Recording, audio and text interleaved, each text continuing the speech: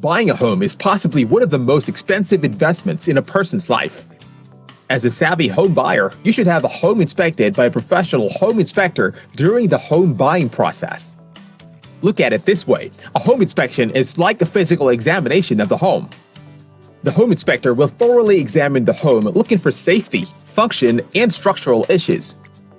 What they inspect for is the plumbing, electrical, heating and air conditioning, appliances, garage, attic, as well as the exterior roof, siding, foundation, doors, windows, decks, porches, sidewalk, and driveway.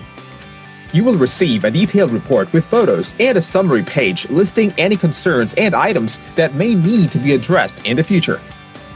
In other words, a home inspection is a vital component of the home transaction process. For most home buyers, the home inspection is part of the home buying process and is an excellent investment.